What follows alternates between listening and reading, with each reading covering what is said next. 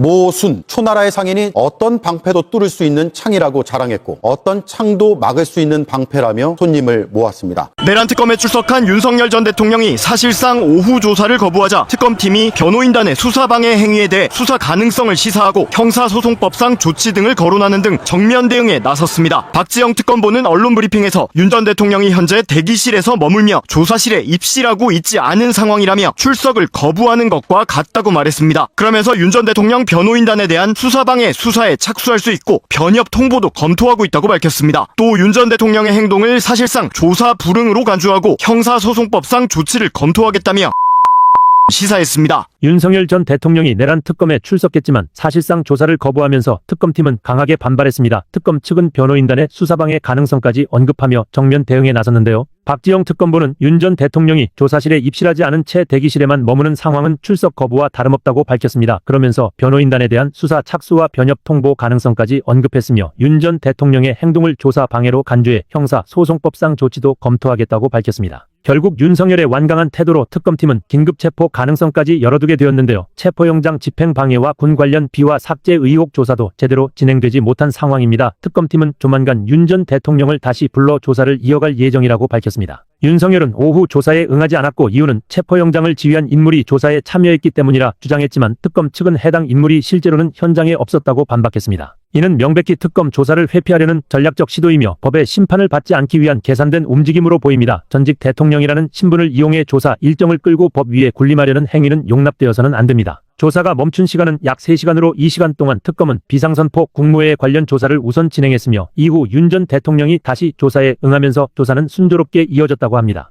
윤 전 대통령을 조사할 때 특검팀은 여전히 대통령님이라는 호칭을 사용 중이며 이날 조사는 자정을 넘기지 않는 선에서 마무리할 계획입니다. 건강 상태와 집중도를 고려해 무리한 일정은 피할 것이라는 입장인데요. 윤 전 대통령은 저녁 9시 이후 조사에 동의해 남은 조사는 다시 소환해 진행할 예정이라고 합니다. 조사가 재개되더라도 윤 전 대통령이 거부한 경찰 간부에게 다시 조사를 맡길 예정이며 이에 대해 방어권 행사라는 판단 하에 조사가 이루어질 것이라 기대했습니다. 박근혜 전 대통령과 이명박 전 대통령도 비슷한 방식으로 장시간 조사를 받았던 전례가 있기에 윤석열 역시 장시간 조사가 이루어질 수 있다는 관측입니다. 당시 박 전 대통령은 14시간 넘는 조사 후 신문 조서를 검토하는데 7시간이 더 걸렸으며 이명박 전 대통령 역시 조사만 21시간에 달했는데요. 이후 윤석열 전 대통령의 모습이 포착되며 서울고검 지하 주차장으로 차량이 이동했고 일부 지지자들이 차량을 향해 연호하는 모습도 확인되었습니다. 취재진이 몰려있는 가운데 차량이 멈췄고 변호인단이 먼저 내린 후 윤 전 대통령이 현관으로 이동했지만 질문에는 답하지 않은 채 입장했습니다. 현관 출입을 두고 양측의 대치가 우려되었으나 결국 협의하에 현관 출입이 이루어진 것으로 보입니다. 변호인단은 사전에 출석 방식과 진술 내용을 정리했을 가능성이 높다고 분석됐습니다. 윤 전 대통령 측은 지하차장이 아닌 현관 출입을 강요한 특검의 방식이 망신주기이며 법 위에 선 행위라며 입장을 밝혔습니다. 특검의 중립성과 수사 공정성의 의문을 제기하며 언론 브리핑을 통한 정치적 선동이라는 주장도 덧붙였습니다. 하지만 민주주의를 훼손한 내란 범죄에 대한 수사를 방해하며 책임 회피로 일관하는 태도는 국민적 분노를 자아내고 있습니다. 공정한 수사를 막으려는 이 시도는 결국 또다시 사법 정의를 훼손하려는 구시대적 정치의 부활이라는 비판을 피할 수 없습니다. 윤석열 전 대통령의 이번 행태는 법 앞에 평등하다는 헌법 정신을 정면으로 거스르는 만행입니다. 전직 대통령이라는 지위를 방패 삼아 책임을 피하려는 모습은 민주주의에 대한 명백한 모독입니다. 조은석 특검이 직접 조사에 참여할 수도 있다는 가능성이 제기되며 조사 주체는 조사가 끝난 뒤 공개될 예정입니다.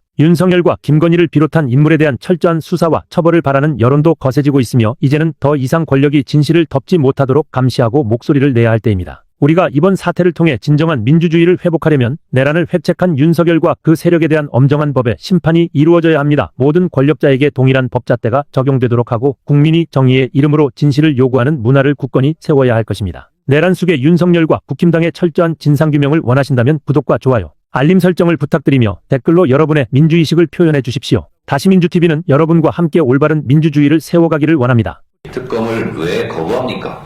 죄 지었으니까 거부하는 겁니다. 누가 한 말인지 영상을 보시겠습니다. 떳떳하면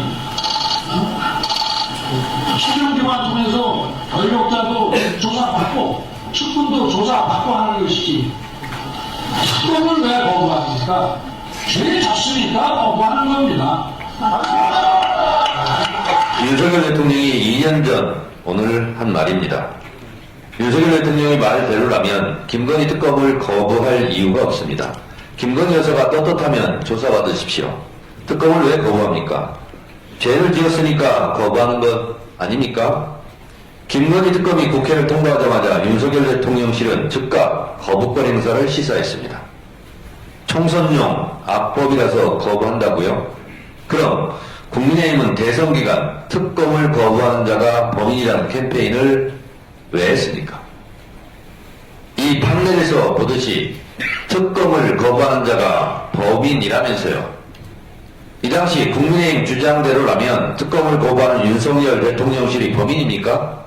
맞습니까? 김건희 특검을 거부하는 윤석열 대통령실이 범인 아닙니까?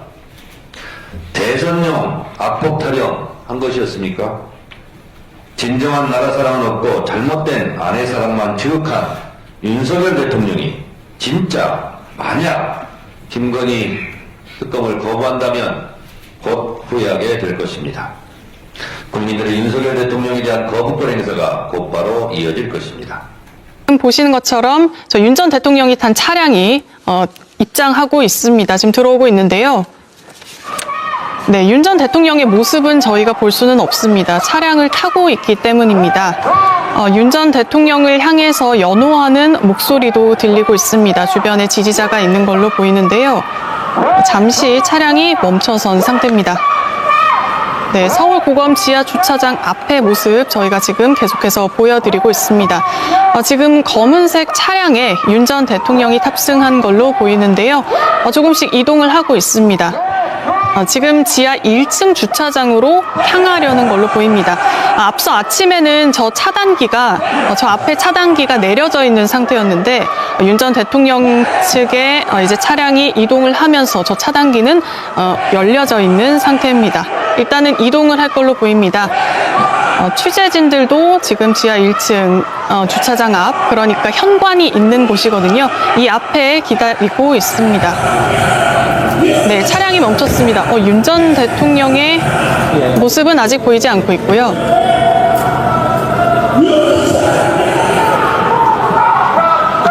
네, 윤 전 대통령의 변호인단이 차량에서 내려서 현재 윤 전 대통령을 기다리고 있습니다. 윤 전 대통령이 직접 내릴지 이 부분은 아직까지는 확인이 되지 않고 있는데요. 차량이 현관 앞으로 지금 이동하고 있습니다. 네, 천천히 차량이 들어오고 있습니다. 윤 전 대통령이 직접 내릴지는 한번 봐야 될 것 같습니다.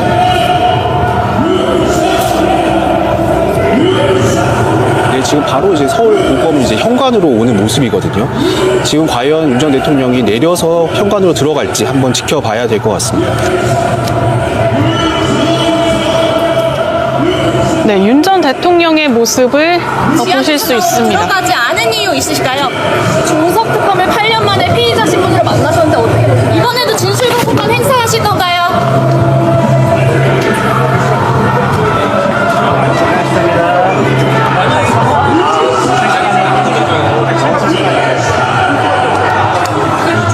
네, 조금 전 윤 전 대통령이 이 차량을 타고 현관까지 와서 서울고검청사 앞에 현관에 내려서 포토라인에 지나서 취재진의 질문을 받지 않고 그대로 들어갔습니다.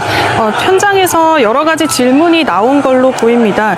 이 피해자 신분으로서 8년 만에 조은석 특검을 만나게 된 거 어떻게 생각하는지, 또 진술 거부를 할 것인지 이런 질문이 나왔지만 이에 대해서 윤 전 대통령은 특별한 입장 없이, 말 없이 입장을 했습니다.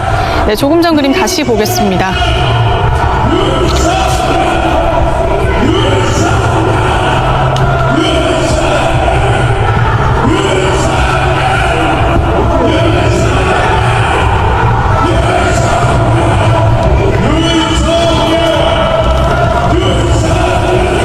윤 전 대통령이 이제 차에서 내리는 모습이고요. 이제 취재진이 붙어서 이제 질문하고 있습니다. 중석 특검을 8년 만에 피의자 신분으로 만나셨는데 어떻게 보시나요? 진술거부권 행사하실 건가요? 네, 조금 전 서울고검에 윤석열 전 대통령이 내란 특검 조사를 받기 위해서 출석한 모습 보시고 왔습니다. 자, 어떻게 보면은 사실 저희는 이제 대치가 예상될 수도 있겠다라고 생각을 했었는데 사전에 협의가 됐었는지 이런 부분들은 좀 더 저희가 취재를 해봐야겠지만 어쨌든 대치 없이 윤 전 대통령이 곧바로 들어갔거든요. 변호사님은 좀 이 장면 어떻게 보셨습니까? 제가 대치는 할 수 있지만 결국엔 조사를 오늘 받을 것이다, 받을 수밖에 없다라고 말씀을 드렸습니다. 그 이유가 오늘 조사를 받지 않으면요, 즉 조사실로 향하지 않는다면 이를 잃는 사람은 윤 전 대통령뿐이기 때문입니다. 특검에서는 조사실로 와서 정상적으로 조사를 받는 것이 출석이지 지하주차장 앞에서만 대기하면 이것은 출석 불응으로 간주를 하고 형소법상의 절차까지 검토하겠다라는 약간의 압박성의 발언도 했었거든요. 따라서 지금 방금 보시면 그 차량에서 내리는 순서가요, 변호사들이 먼저 내렸고요. 그리고 뒤따라 이어서 온 차량에서 윤 전 대통령이 내렸습니다. 그 의미는 오늘 조사가 10시인데 아마 그 훨씬 전에 윤 전 대통령 자택에서 변호사들과 오늘 출석 방식에 대해서 먼저 사전 논의를 하고 오늘 조사 때 진술할 내용을 아침에 일찍 좀 정리를 한 다음에 함께 자택에서 출발했을 가능성이 굉장히 크다라는 생각이 들고요. 아마 윤 전 대통령 변호인 측에서도 조사를 앞두고 있는 만큼 구태여 사실 현관으로 출입을 하느냐 아니면 지하주차장으로 출입을 하느냐가 그렇게 큰 어떤 중요한 쟁점은 아닙니다. 그래서 오히려 초반부에 이렇게 힘을 빼게 되면 조사 때 또 여러 가지 어려움에 봉착할 수 있거든요. 그래서 이 부분은 현관으로 들어가는 것으로 협조를 해주고 조사 과정 중에 아마 윤 전 대통령이 또 치열하게 이야기를 하고 싶고 주장을 하고 싶은 부분에 힘을 쏟자 이렇게 또 전략을 강구했을 가능성도 우리가 생각해 볼 수 있을 것 같습니다. 윤 전 대통령의 법률 대리인단이 입장문을 내고 오늘 윤 전 대통령의 출석에 대한 입장을 밝혔습니다. 법령과 적법 절차를 위반해 폭주하는 특검이 법위의 존재인가? 라는 부분인데요. 좀 더 설명을 드리면 이 법령에 의해서 변호인이 날짜와 시간을 조율했으나 이를 거부했고 단순히 지하 주차장으로 들어가는 문제를 축소시켜서 전 국민을 피로하게 했다. 1층 로비에서 언론에 노출돼야 한다는 자극적인 사진 한 장으로 무마하려고 하고 있다. 공개적으로 망신 주기 위한 사진 한 장 아니냐라는 입장을 밝혔고요. 또 특검의 정치적 중립성과 공정한 수사 인지에 대한 의문을 갖게 된다라고 했습니다. 정치적 선동이자 또 여론몰이이다. 라고 했고 특검 대변인의 언론 브리핑이라는 미명하에 법령을 위반하고 피해자의 인권과 방어권을 심각하게 침해하고 있다. 이렇게 밝혔습니다. 자, 김 기자, 이 부분 하나만 좀 질문해 보겠습니다. 오늘 이제 윤 전 대통령이 지금 이 조사를 받고 있는데 조은석 특검이 직접 조사를 할 수도 있을까요? 네. 박시영 내란 특검보는 이제 기본적으로 모든 조사의 주체는 조은석 내란 특검이라고 했습니다. 이제 먼저 조은석 특검의 지휘 아래 조사가 이뤄지게 되는 거고요. 그리고 구체적으로 오늘 누구를 통해서 조사할 것인지는 조사가 종료된 뒤 알려주겠다고 했습니다. 그러니까 조은석 내란 특검의 지휘 아래서 여러 명이 조사에 들어갈 것으로 보입니다. 조사를 마친 뒤에 구체적으로 어떤 식으로 조사가 이루어졌는지 알 수 있을 것으로 보이는데 오늘 내란 특검은 수시로 브리핑을 열어서 알려주겠다고.